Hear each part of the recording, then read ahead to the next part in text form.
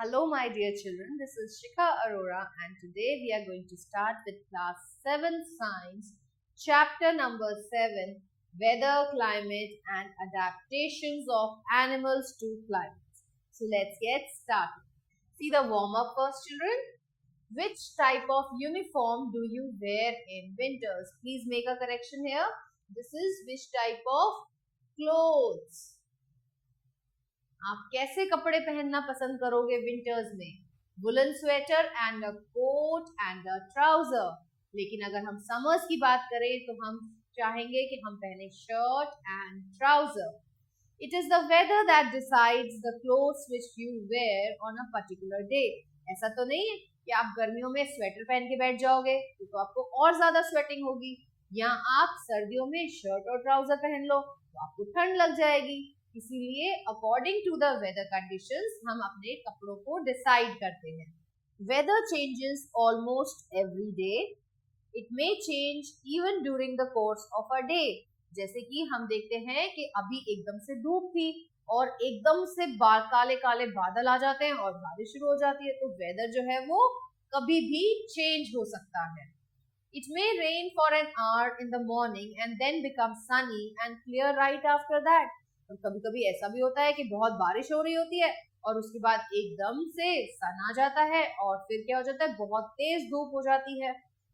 The maximum temperature of any place occurs in the afternoon and minimum temperature occurs in the early morning. तो अगर आपने कभी newspaper में देखा हो वेदर कंडीशंस तो उसमें मैक्सिमम टेम्परेचर और मिनिमम टेम्परेचर लिखा होता है.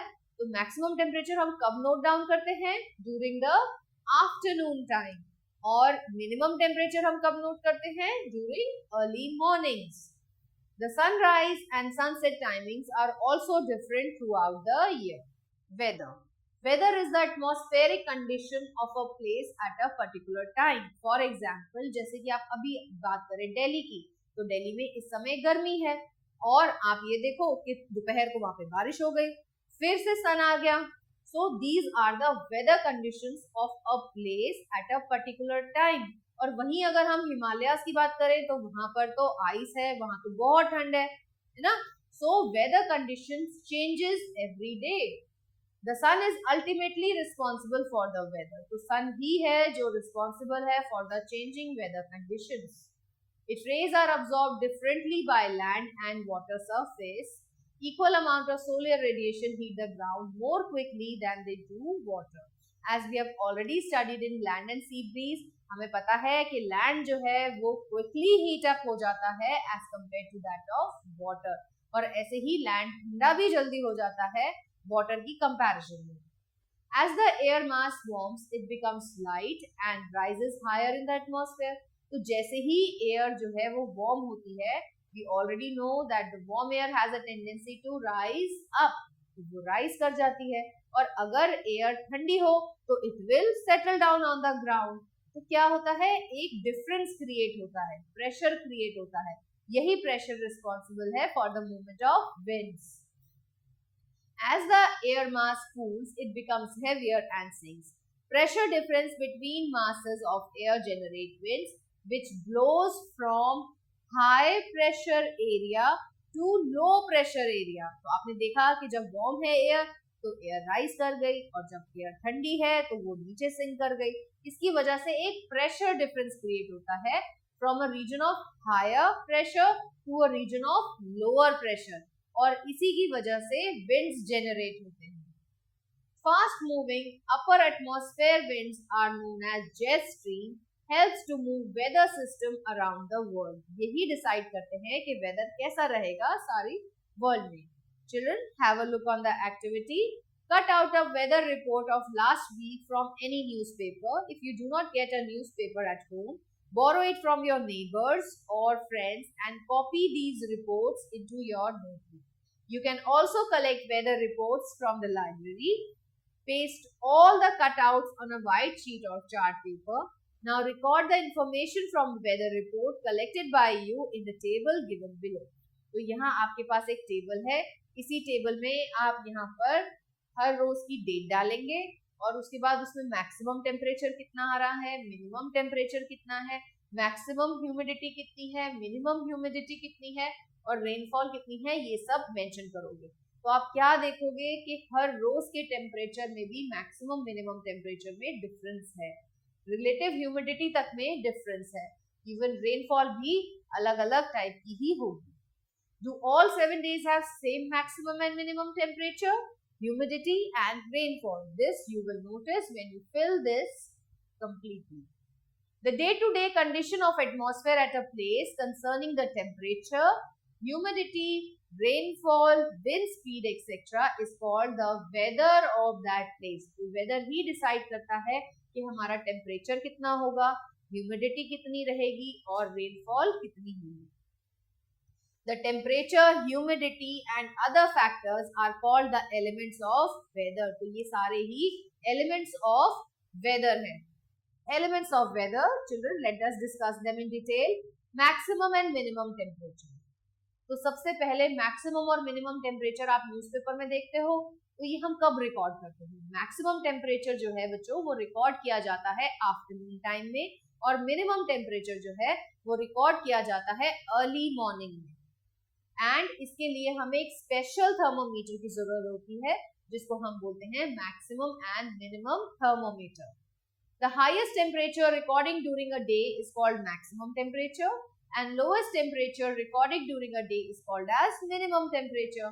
अ मैक्सिमम एंड मिनिमम थर्मोमीटर, तो क्या चाहिए इसके लिए हमें एक स्पेशल थर्मोमीटर चाहिए होता है which is called as a maximum minimum thermometer. Maximum और मिनिमम थर्मोमीटर जो है वो हमें हेल्प करता है दिन का मैक्सिमम टेम्परेचर रिकॉर्ड करने में और lowest temperature that is minimum temperature record करने में हेल्प करता है.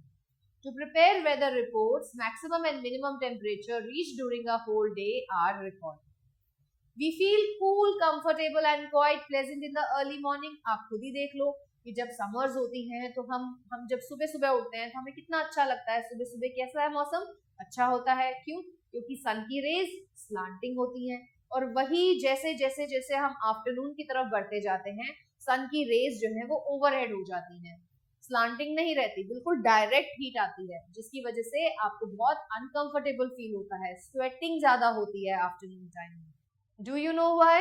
In the early morning, the sun's slanting rays do not heat the ground and air to large extent. The minimum temperature for a particular day is recorded in early morning. We have already discussed कि हम minimum temperature को early morning में record करते हैं क्योंकि तब sun की rays जो है वो slanting होती हैं. As the day advances, it becomes warmer. The direct sun rays heat the ground and surrounding air to a very large extent. तो मैक्सिमम टेम्परेचर हम कब रिकॉर्ड कर सकते हैं? आफ्टरनून में. This makes the surrounding very hot and unbearable during summers. For this reason we feel miserable in the afternoon during summers. Now humidity. Children, what do you mean by humidity? Humidity का मतलब होता है air के अंदर कितना moisture present है. The amount of water vapour present in air is referred to as humidity. We know that humidity is the measure of moisture in the air. When the amount of water vapor in the air is high, तो हम क्या कहते हैं कि humidity high है. जैसे कि rainy season में अगर आप एयर को देखो तो एयर मॉइस्ट होती है, तो उसके अंदर क्या है, ह्यूमिडिटी जो है वो मैक्सिमम होती है. The newspaper weather reports show humidity as relative humidity. तो वहां पर वो हमें relative humidity की फॉर्म में मिलता है. और रिलेटिव ह्यूमिडिटी का क्या मतलब है? It is the amount of water vapour present in the air which is expressed as the percentage of maximum amount of water vapour it can hold. कौन means air can hold at that temperature. तो percentage की form में हम जब express करते हैं humidity को, that is called as relative humidity. A humidity 100% at a particular temperature means कि एयर जो है वो सैचुरेटेड है वाटर वेपर के साथ, उसके अंदर और वाटर वेपर होल्ड करने की कैपेसिटी नहीं है. तो ऐसे में हम कहते हैं कि जो ह्यूमिडिटी है वो 100% है. 50% ह्यूमिडिटी का मतलब क्या है कि एयर के अंदर जो मॉइस्चर है वो 50% है. A humidity of 50% means that air contains half the amount of water vapor required for saturation at that temperature. The relative humidity of air does not remain constant over a day. तो ये भी constant नहीं है. The change with temperature and other conditions. भाई morning time है, morning में अगर rainfall हो रही है तो ह्यूमिडिटी ज्यादा है, और आफ्टरनून टाइम में अगर सन की रेज ज्यादा आ गई हैं तो humidity will reduce out. For this reason, weather reports shows two figures. तो वो भी दो ही तरीके की ह्यूमिडिटी दिखाती है. That is maximum relative humidity and minimum relative humidity. और ह्यूमिडिटी को हम किससे मेजर करते हैं? हम इसको मेजर करते हैं with the help of hygrometer. Hygrometer is an instrument which is used to record the humidity. Rain and snow. In the clouds, when water droplets join together and become heavy, they come down as rainfall. So you already know कि water जो है during water cycle, पानी क्या करता है? Water evaporates, ऊपर जाता है atmosphere में, वहां जाकर वो ठंडा हो जाता है. It forms water droplets. These water droplets combine together और ये क्या बना लेती हैं? Clouds. और जब clouds saturate हो जाते हैं with this water vapor, so it comes down in the form of rain. When the temperature is low, और जब temperature low होता है तो ये जो water droplets हैं ये freeze हो जाती हैं, और फिर जो precipitation नीचे आती है वो होती है in the form of snow. तो हम बोलते हैं snowfall हो रही है. Rainfall is generally measured in millimeters with the help of rain gauge. तो ये rain gauge जो है आप यहाँ पे देख सकते हो, ये एक rain gauge है जिसमें आपके पास एक ट्यूब है with a funnel, और ये ग्रेजुएटेड होती है. इसी से हमें पता चलता है कि कितनी रेनफॉल हुई है किस एरिया में और कितने टाइम के लिए. A rain gauge is a measuring cylinder with a funnel at top to collect rainwater. Elements of weather differ on different days. For example, consider the monthly report on weather in Delhi. तो हमने एक weather report collect करी month में दिल्ली में, और हमने उसका graph देखा. तो कभी कभी तो कम है, कभी बिल्कुल ज्यादा है. तो वेदर कंडीशंस जो है वो एक प्लेस की ही चेंज होती रहती हैं. Look at the curve graph obtained when these data are plotted on the graph. तो यहाँ से आप देख सकते हो कि ये कर्व हमें बता रहा है कि कभी तो वेदर कंडीशंस एक्सट्रीम में होती हैं और कभी लो हो जाती हैं. Children, let's see the climate.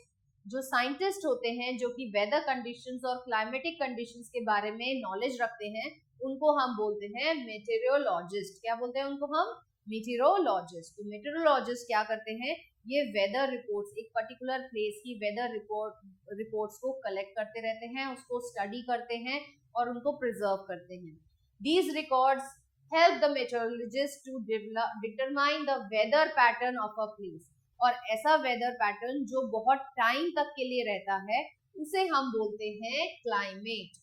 The average weather pattern at a place taken over a longer period is called climate of that place. तो वेदर कंडीशंस जो बहुत टाइम तक प्रिवेल करती हैं एक प्लेस में वो बन जाती हैं climate.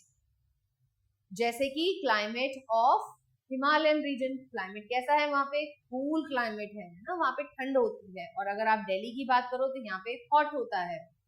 For example, temperature in Himalayan region is very low most of the time. Then we say that the climate of Himalayan region is very cold. The temperature in Thar desert is high most of the time. तो हम कहते हैं climate of Thar desert कैसा है? Hot. और वहीं अगर हम मेघालय की बात करें, वहां तो हर टाइम बारिश होती रहती है, तो वहां का जो क्लाइमेट है वो कैसा हो जाएगा? मॉनसून टाइप का क्लाइमेट हो जाएगा. Factors determining climate. तो फैक्टर्स जो फैक्टर्स हैं जो क्लाइमेट डिटरमाइन करते हैं, उनमें सबसे पहले आता है लैटिट्यूड.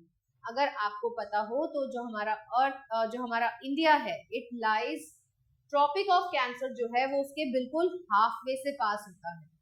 जो इंडिया में से the tropic of cancer passes almost halfway through India.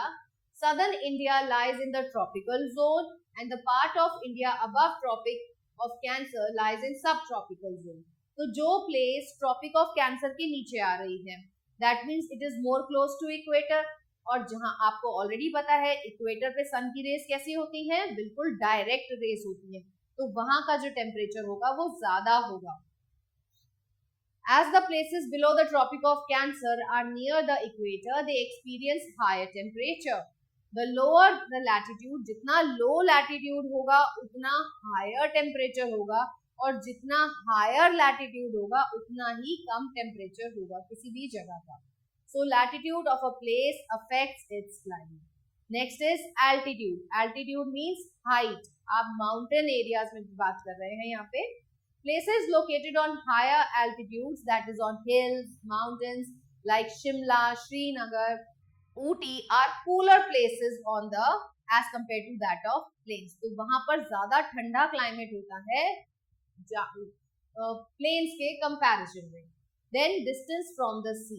अब आपको ऑलरेडी पता है कि जहां पर सी प्रेजेंट है वहां का टेम्परेचर कैसा रहता है, ना ज्यादा ठंड है ना गर्म है, वहां पे मॉडरेट क्लाइमेट होता है, मेडिटेरेनियन टाइप ऑफ क्लाइमेट होता है. लेकिन जैसे जैसे हम उससे दूर जाते जाते हैं, मतलब सी से डिस्टेंस इंक्रीज करता जाता है, वैसे वैसे क्लाइमेट जो है वो हॉट होता जाता है. लाइक चेन्नई. चेन्नई कहाँ है, वो कोस्ट के पास है, तो वहां पे कोस्टल टाइप का क्लाइमेट होता है, मेडिटेरेनियन होता है, ना तो ज्यादा ठंड ना ज्यादा गर्मी. लेकिन वहीं अगर हम दिल्ली की बात करें तो दिल्ली जो है वो दूर हो गया फ्रॉम सी, तो it experience variations in temperature. Chennai में ज्यादा वेरिएशन नहीं होंगे, लेकिन दिल्ली में ज्यादा वेरिएशन होंगे क्योंकि दिल्ली जो है वो सी से बहुत दूर होगी. The sea has moderate effect on the temperature in coastal areas. This means that area close to sea do not experience a large variation in temperature across seasons. For example, Chennai experiences less variation in temperature than Delhi does. This is because Chennai lies on the coast while Delhi is far away from the sea. Winds. Winds blowing in from mountain regions during winter months cause cold waves. तो cold waves जब हमें ठंडी हवाएं चलती हैं, ये कहाँ से चलती हैं, फ्रॉम माउंटेन रीजन से आती हैं ये ठंडी हवाएं टुवर्ड्स द प्लेन्स. तो हम क्या कहते हैं कि कोल्ड वेव्स ब्लो कर रही हैं. और गर्मियों में क्या होता है, जब हॉट विंड ब्लो करता है, जैसे कि लू इन उत्तर प्रदेश, आप देखते हो कि हॉट विंड्स ब्लो करते हैं, तो उनको हम बोलते हैं लू. ये क्या होता है, ये हॉट वेव्स क्रिएट करते हैं. During summers, hot and dry winds cause hot waves, causing a marked increase in the temperature. Now, climate and adaptation. Children, जैसे जैसे जहाँ का भी क्लाइमेट होता है वहाँ पे रहने वाले ऑर्गेनिज्म उसी क्लाइमेट के हिसाब से to obtain food, to survive the adverse conditions, वो उसको अडेप्ट कर लेते हैं, अपनी बॉडी में बहुत सारे चेंजेस ले आते हैं, जिसको हम बोलते हैं अडेप्टेशंस. अडेप्टेशंस जनरली इसलिए होती हैं in order to escape the prey, अपने प्रीडेटर से एस्केप करने के लिए, कोई हमें, हमारी एनिमी हमें आके खा ना जाए, इसलिए हम अडेप्टेशंस शो करते हैं. To survive the very extreme limit of temperatures, ऐसे टेम्परेचर को सर्वाइव करने के लिए भी अडेप्टेशंस जो है वो इम्पोर्टेंट होती हैं. So let us discuss them in detail. Climate has great effect on all living organisms. Living organisms have certain favorable characters like body shape and structure, color, size, behavior, or food habits suited to the climate of that habitat. The favorable characteristics which enable the living organism better fitted to survive and breed in their surrounding is called adaptations. So adaptations एक organism को help करती हैं severe climatic conditions में survive करने में. For example, plants and animals living in cold or hot climate must possess certain adaptations to protect themselves against extreme cold or hot climatic conditions. तो polar region, अगर हम polar region की बात करें तो पोलर रीजन में तो बहुत ठंड होती है, हमेशा आइस जमी रहती है, तो यहाँ के ऑर्गेनिजम्स कैसे सर्वाइव करेंगे, let's see that. The polar regions are covered by snow and ice throughout the year. In this high latitude part of the world, the sun is never high enough in the sky to cause appreciable melting and temperature rarely rises above freezing. तो यहाँ का temperature जो है वो हमेशा लो ही रहता है. During the long polar nights which last 6 months at the poles, तो polar nights जो होती हैं वो 6 महीने तक चलती हैं. The temperature can fall to extremely low value. तो temperature यहाँ पे हमेशा बहुत ही कम रहता है.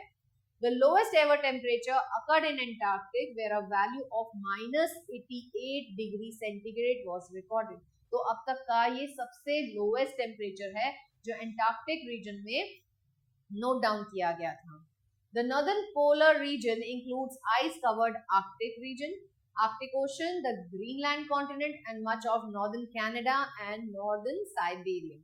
In the southern hemisphere, the vast mountainous continent of Antarctic is covered by snow and compacted ice several kilometers thick. तो क्या है, यहाँ पर हमेशा बहुत ठंड रहती है, आइस की लेयर जो होती है वो बहुत थिक होती है.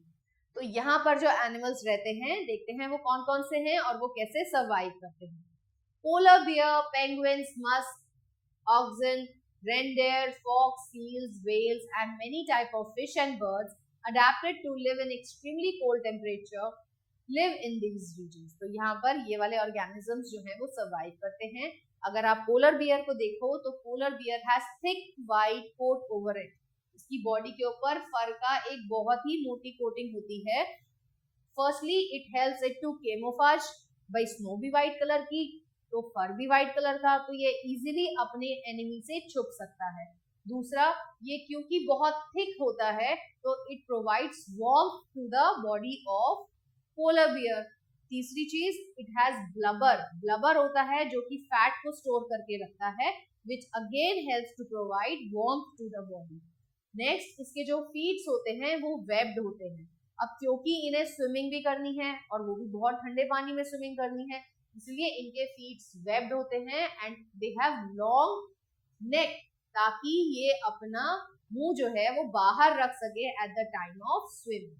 So let's discuss this in detail, children. The polar bear has thick body with very short tail, about 10 centimeter long. Legs and neck muscles are strong. Their necks are quite long. इनकी जो नेक होती है वो quite long होती है. Long होने से क्या होता है, ये अपना हेड जो है ये वाटर के अबव रख सकते हैं during swimming. The soles of their large feet are covered with stiff, thick fur to give them a grip when they walk on ice. तो ये बहुत easily ice पे walk भी कर सकते हैं. The polar bear can reach a speed of about 32 km per hour when moving on flat ice. तो ये इतनी स्पीड में भाग सकते हैं आइस पे भी, because of their stiff thick fur जो कि इनको ग्रिप देता है. Polar bear have 3 eyelids. इनकी 3 eyelids होती हैं जो कि इनकी आइस को प्रोटेक्ट करती है from severe climatic conditions. Polar bear are well camouflaged for their snowy habitat. क्योंकि ये व्हाइट कलर के हैं तो ये इजीली हाइड आउट कर सकते हैं from their predators. इसे ही हम बोलते हैं camouflage. Their fur looks white or creamy, but actually each hair is transparent and hollow. This means their hair acts like a greenhouse. तो जितने भी ये hairs होते हैं ये insulators का काम करते हैं जो body heat को बाहर नहीं जाने देते. They turn the sunlight into heat, which is absorbed by bear skin, which is black. Black is a good color for absorbing and keeping warm. जो heat अंदर आती है उसे ये hairs जो हैं वो escape out नहीं होने देते. Polar bears are excellent swimmers, able to swim more than 95 km without a rest. They can swim underwater for up to 2 minutes and can dive down about 5 meters. तो हम यहाँ से देख सकते हैं कि ये बहुत अच्छे swimmers होते हैं. They have webbing between their feet. यही है चीज जो उनको help करती है swimming करने में. They flatten their short furry ears and close their nostrils while swimming. Another very important animal जो कि हमें एंटार्क्टिक रीजन में देखने को मिलता है वो है पेंगुइन्स.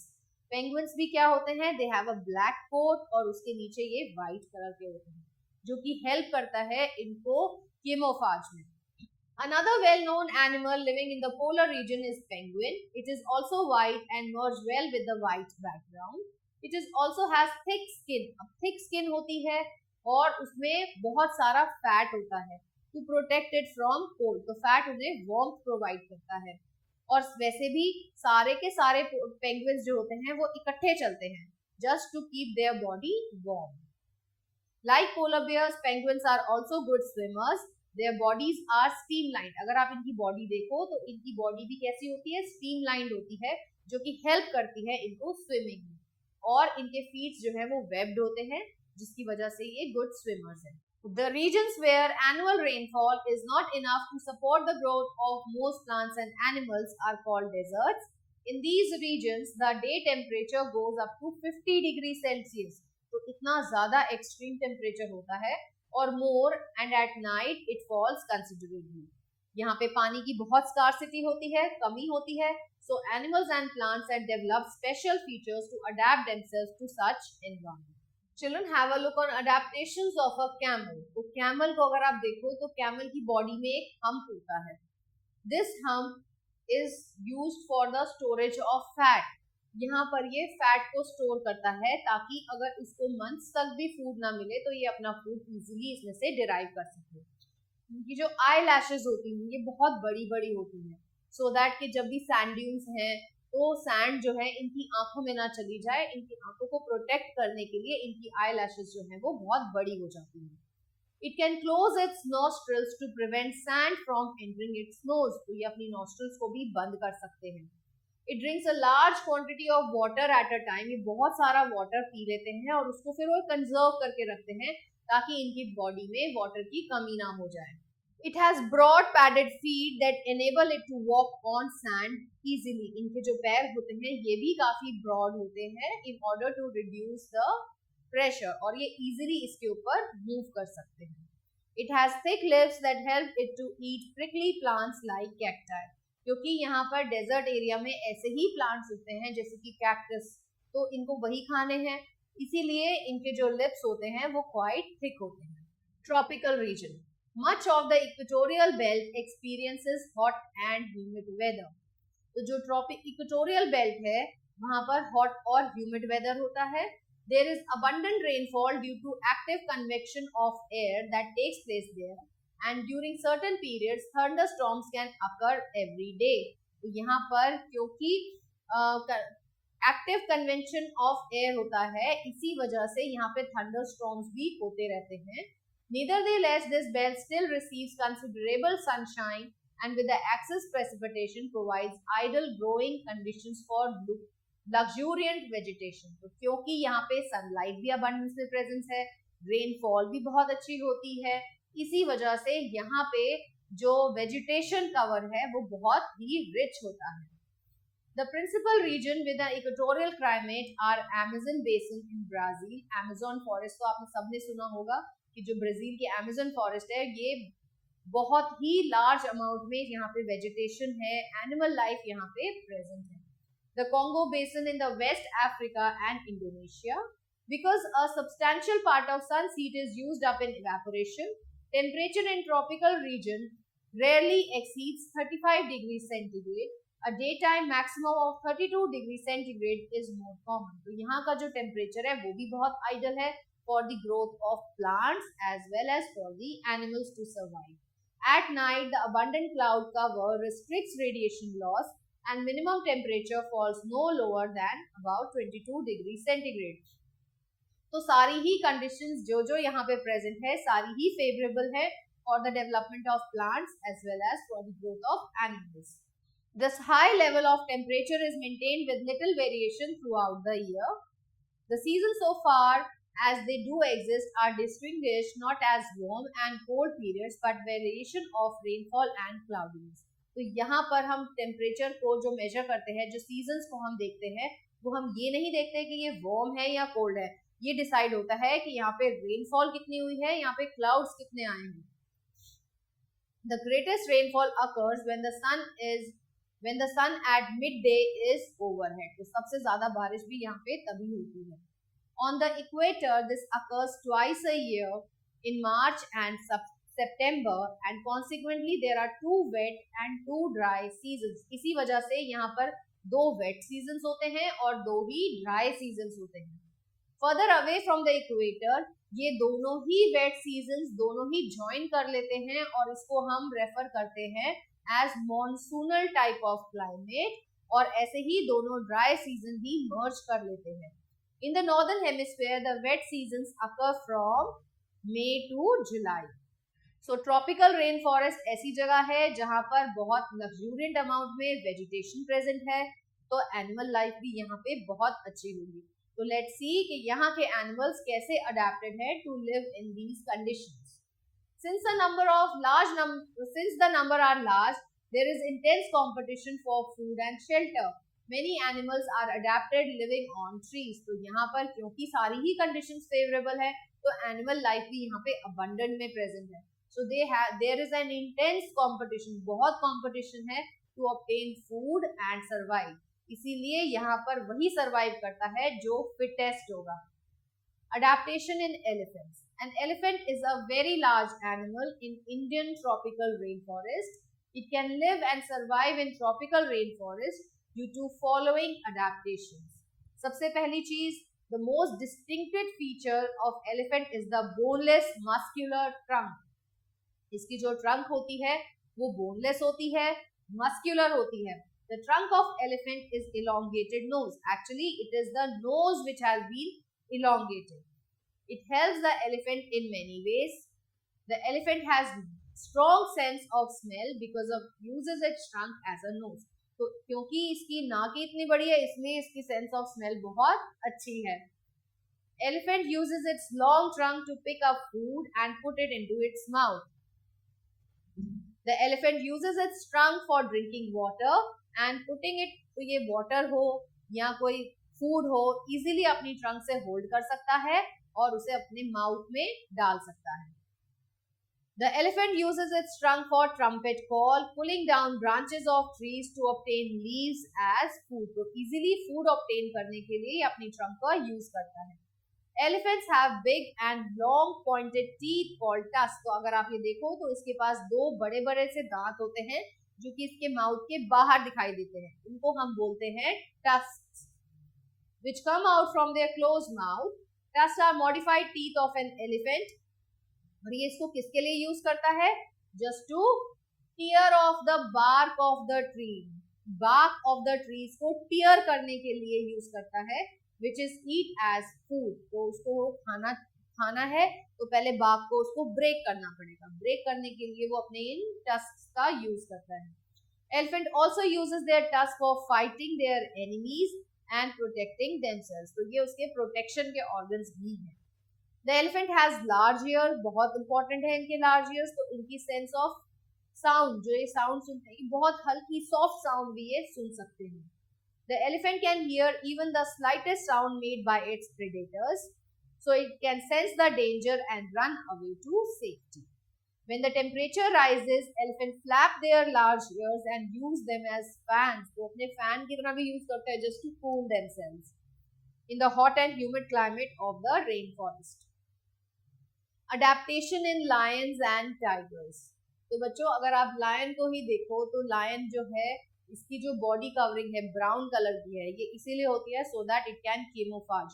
ये छुप सके, छुप के अपने प्रे पे वार कर सके, उसको पकड़ सके. इसीलिए इसकी बॉडी पे इस हिसाब से फर प्रेजेंट होता है. उसका कलर ऐसे होता है ताकि ये इजीली camouflage कर सके. दूसरा, इसकी लेग्स की जो मसल्स होती हैं दे आर वेरी पावरफुल. इतनी पावरफुल होती हैं which helps them in running. अपने प्रे को कैच करना है इसलिए इनकी जो लेग्स मसल्स हैं वो बहुत पावरफुल होती हैं. सेंस ऑफ साइट, इनकी जो आई साइट होती है वो भी बहुत शार्प होती है क्योंकि इनको अपना प्रे लोकेट करना होता है. And then their teeth are extremely sharp in order to tear the flesh of the animal. Wild animals such as tigers, lions, leopards are called big cats. The various adaptation in big cats which help them to live and survive in tropical rainforest habitats are as follows. The big cats eat only meat. They have highly developed sense of smell. Smell इनकी बहुत तेज है ताकि ये अपने prey को locate कर सके. Hunt their prey for obtaining food. और इनकी hearing भी बहुत sensitive होती है. छोटी से छोटी sound भी ये easily सुन सकते हैं ताकि ये अपने prey तक पहुंच के उसको मार सके. The yellow-brown color of lion and yellow-brown color with black strips of tiger help them to camouflage by blending with the surrounding. तो ये इसकी body का जो color है, इसके hairs का जो color है, it helps it to camouflage. It protects them from their predators. It also helps them in catching their prey. They have sharp eyesight to locate their prey from distance. Big cats can run very fast, which help them to catch their prey. They have strong and sharp claws on their front legs to catch their prey. Adaptation in red-eyed frog. तो red-eyed frog जो है ये green color का होता है और इसकी feet जो होते हैं उसमें बहुत ही स्टिकी पैड्स होते हैं जो कि इसको हेल्प करते हैं क्लाइंबिंग ऑफ ट्रीज जहाँ पे ये रहता है।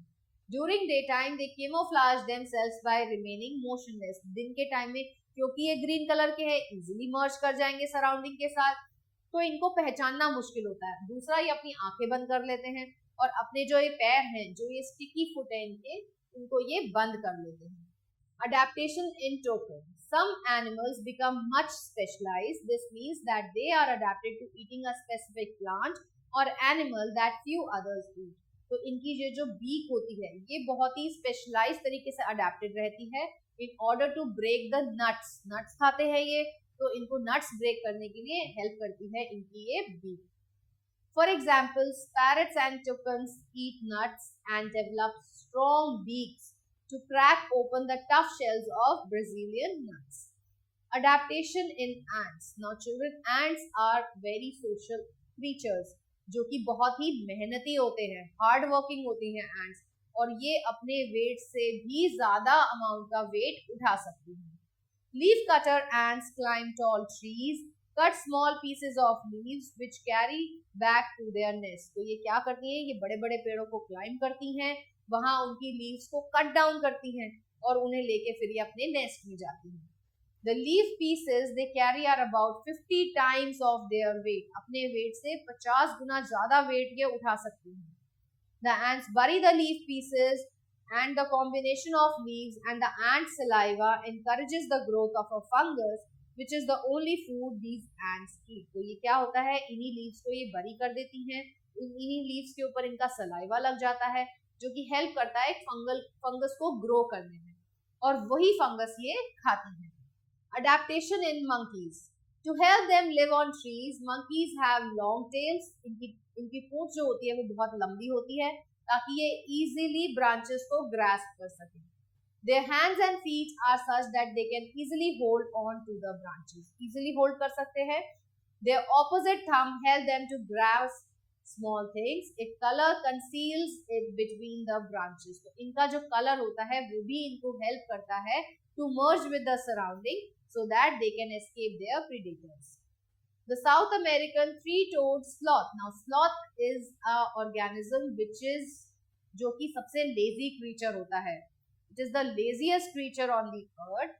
तो ये भी इसी टाइप से होता है कि ये भी अपने एटमॉस्फेयर में मर्ज कर जाता है, अपने सराउंडिंग में मर्ज करता है, camouflage शो करता है क्योंकि ये बहुत ही स्लो है। Green algae grows in the sloth fur which helps camouflage it in the forest canopy।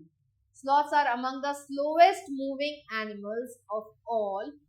They hang from the branches in canopy and are so still कि कोई इनको पहचान ही नहीं पाता कि वहाँ पे ये present है। Some animals are poisonous, जैसे कि आप ये देख सकते हो deadly frog, ये blue कलर का होता है, bright कलर का होता है, in order to warn its prey। भाई जो भी इसको खाने आ रहा है, इसकी जो एनिमी है उसको ये पहले ही अपने कलर से ही डरा देता है। Some animals are poisonous and use bright colors to warn predators to leave them alone। There are several species of brightly colored poisonous arrow frogs। तो ये क्या करते हैं, ये अपने जो भी एनिमीज है उनको अपने कलर से ही डरा देते हैं कि अगर तुम मेरे पास आओगे ना तो मैं तुम्हें तुम्हारी बॉडी में पॉइजन इंजेक्ट कर दूंगा। Native Central and South American tribes used to wipe the ends of their arrows onto the frog skin to make their arrows deadly poisonous। तो जो ट्राइबल रीजन है जहाँ पे ट्राइबल पीपल रहते हैं वो इन फ्रॉग्स के ऊपर अपने एरोज को घिस के रखते हैं ताकि वो भी पॉइजनस हो जाएं। Now children, a very important phenomenon occurs that is called as migration। तो कुछ animals, birds, insects जब उनको favorable conditions नहीं मिलती ना तो वो अपना native place छोड़ के कहीं और चले जाते हैं in order to receive the favorable conditions। और जब उनकी native place में वो favorable conditions वापस आती हैं तो वो वापस आ जाते हैं। So this process is called as migration। Many animals like birds, insects, whales and fishes move from one place having severe cold climatic condition and shortage of food to another having favorable conditions। जहाँ उन्हें favorable conditions मिलती है, ample amount में food मिलता है, ऐसी जगह वो migrate कर जाते हैं थोड़े टाइम के लिए। This is called migration. So migration is the movement of animals in search of more favorable conditions and availability of food and water. Such animals को क्या बोलते हैं? इनको हम बोलते हैं migratory animals in search of favorable conditions of temperature, food and water. कुछ animals या birds जो हैं वो अपनी असली जगह छोड़ के कहीं और चले जाते हैं और जब उनके अपने घर में वो फेवरेबल कंडीशंस वापस आती हैं तो वो वापस आ जाते हैं. ऐसे बर्ड्स को हम बोलते हैं माइग्रेटरी बर्ड्स और एनिमल्स को बोलते हैं migratory animals. The migratory animals must remain warm to survive. One of the most common migratory birds which come to India every year for few months is Siberian crane. तो Siberian crane Siberia से India आती है in order to have the warm climate. Food और water की खोज में ये India में आते हैं थोड़े महीनों के लिए और जब इनके वापस से इनकी कंट्री में वापस से वार्म कंडीशंस आती हैं ये अपनी कंट्री में वापस चले जाते हैं. The normal habitat of Siberian crane is Siberia. When the winter sets in Siberia, it gets extremely cold and Siberian crane fly thousands of kilometers and come to warmer places in India such as Bharatpur in Rajasthan, Sultanpur in Haryana and some wetlands of northeast and some other parts of India. They stay in the warmer places in India for few months. The Siberian cranes fly back to Siberia when the winter ends there and the climate becomes favorable. तो जब इनकी अपनी native place में conditions favourable हो जाती हैं ये वापस चले जाते हैं. Arctic tern lives in Arctic region. North pole में रहती है और जब वहां पर विंटर्स होते हैं तो ये एंटार्क्टिका में आ जाते हैं मतलब साउथ पोल की तरफ आ जाते हैं जहाँ पे समर्स होते हैं.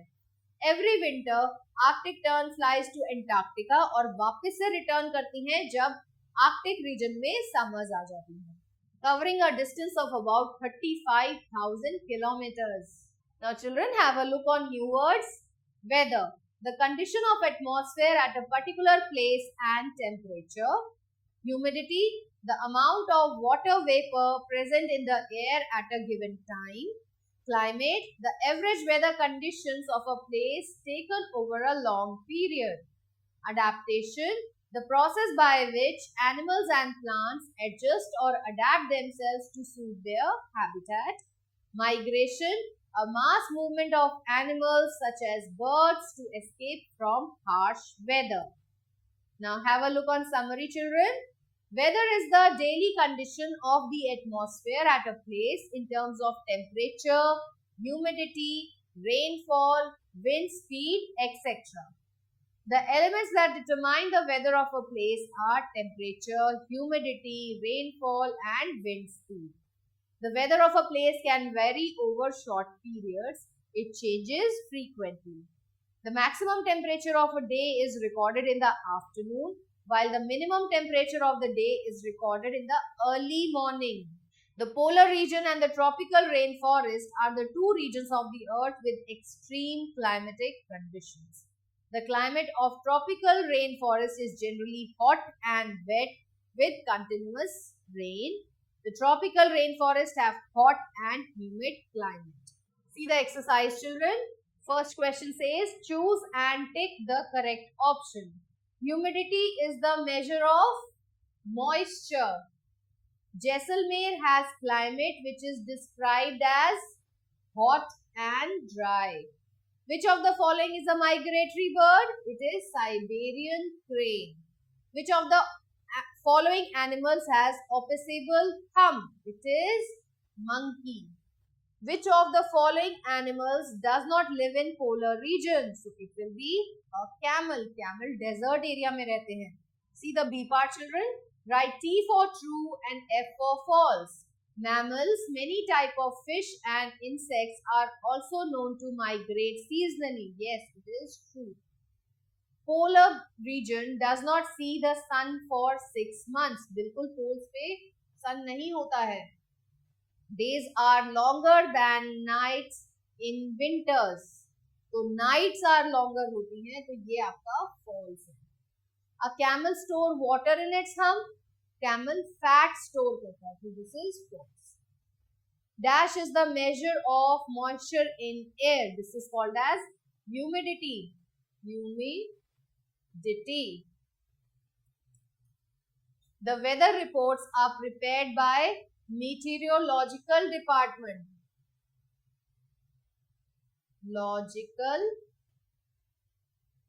department. Polar regions are situated near the poles, and the tropical region is situated around the equator. Special features of animal to live in its surrounding is called adaptation.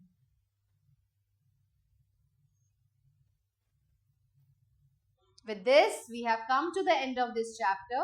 Hope you have understood this chapter. Stay tuned for the new video. Till then, goodbye.